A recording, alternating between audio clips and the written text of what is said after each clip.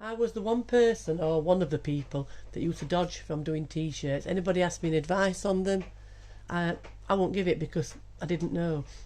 Because I had real problems hooping t-shirts. However, Echidna hoop station, game changer. This is on the extra large one. So like I said, showed you before, they do turn. So excuse me, you've got 2 in 1 if you like. Anti-slip and magnetic bits and pieces. So you can normally do this by eye, but I've got me dime magnetic hoop now. It's a magnetic hoop. It's got a top and bottom, and this little thing here splits it up. So I pop my hoop over there, try and get it roughly, well, try and get it in the middle, and then overuse of stabiliser again because it's end at roll. Pop your stabiliser. I use polymesh for t-shirts. I like it. It's great. Depending on how dense your design, you might need a couple of sheets. So pop your little things here to hold the stabiliser. So your stabiliser's not going to move now. What I do now, I always spray with 505 spray.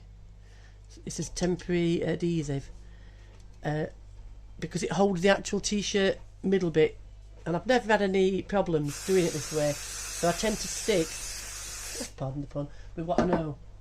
Right, t-shirt. This is a long sleeve one, but it's still a t-shirt. Find your middle of your t-shirt, you know, of your neck bit. So what I do, I'll fold it and then mark with a pin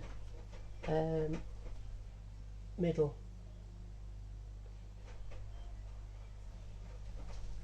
See what I've done? So that is the middle of me. Yep. As you can see, it's a size 8 from George. If you believe that, you believe out. Right. Pop it on the hoop station like you would pop it on over your head. Now you've got to think now where the design's going to be, so you don't want to be too far up or down, because obviously your design needs to be centralised. So my pin's there.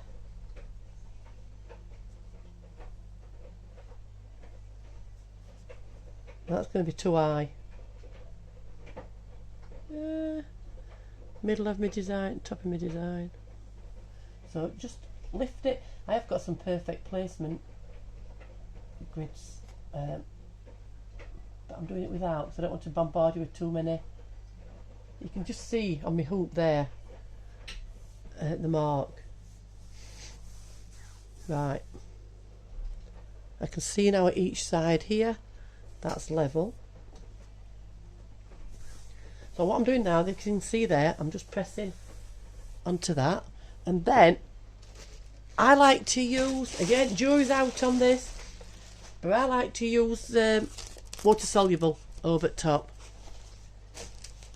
and again it works, so that's why I use it. The hoop I'm using, magnetic hoop, is a 9.5 by 9.5 because I've got a luminaire, so it does take that hoop. Obviously if you're a smaller person, I'll just wear this size for comfort. I'm really a size 6. If you're a smaller person, you're going to use a smaller hoop, and obviously smaller Echidna hoop station. So I'm not going to hoop all the areas, I'm only going to do it in middle. So another tip for this is wet your finger, so have some water at the side of you, or if you don't like me, lick your finger and just pop that on there, and that will hold your water soluble stabiliser, so you don't have to hoop a big sheet like I'm just doing. I'm just doing it to show you. Can you see how it's holding? So like I say, wet your finger, just hold it on, and that will hold the water soluble stabiliser. Then get your top hoop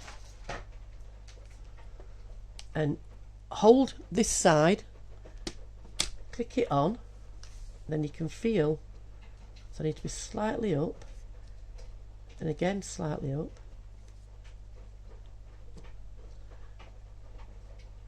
You can feel the bottom hoop underneath. Now I'm slightly off that side, so just give it a little bit of a nudge.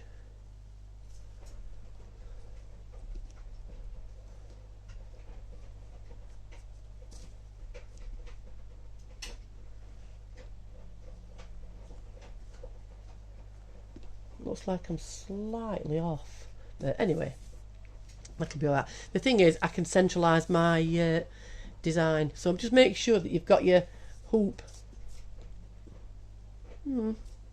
It's not bad, it's just like a couple of millimetres off there, but a blind man on a galloping horse. I'd be grateful to see that. So make sure you take your what's it's out, your magnetic little markers.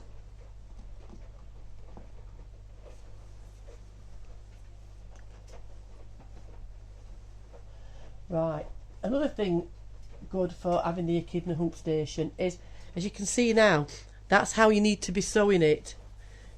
If you hoop it flat, you tend to forget to put it inside itself, so you can stick the bottom to the top. Somebody did that on the Worst Embroidery project when we had our recent retreat. So that's how you stick it to the bottom. Right, let me just got that. Now you can see underneath there that it is hooped. Just let me try and just pull that slightly. Just moved it with stabiliser. Right, you can see underneath there that it's hooped absolutely drum perfect. I'm going to pop it on the machine and I'll show you.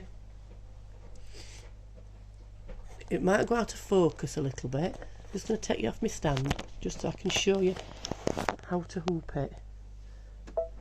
Right. How to load it onto your machine, I mean. Let me put a design in because that's it. I didn't have my embroidery unit in the right place. So I've parked it. Right. Can you see now what I'm doing? Feed it onto your machine. This is one-handed, so I apologise for this. Can you see now?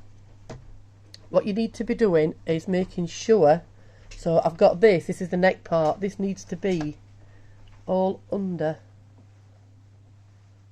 and through.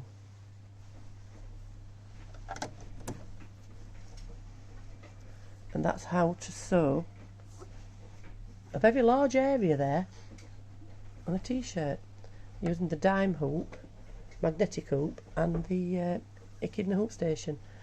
Now Michelle does sell some hoop guards, so can you see it's falling forward there? You can buy hoop guards that will hold that back, you see, but I haven't got any at the moment. So yeah, that is ready to sew. So it's not centralised yet because obviously it doesn't know what hoop I've got on, but when it comes to it, it'll recognise the hoop and then pop it in the middle. But that's how to hoop using the Echidna hoop station and dime. That's 9.5 by 9.5 magnetic hoop. I always use poly mesh me on t-shirts and water soluble on the top, and a 7511 needle. I don't slow my machine down, but you can do if you like. You could go a smaller t-shirt, smaller area, possibly, but I don't.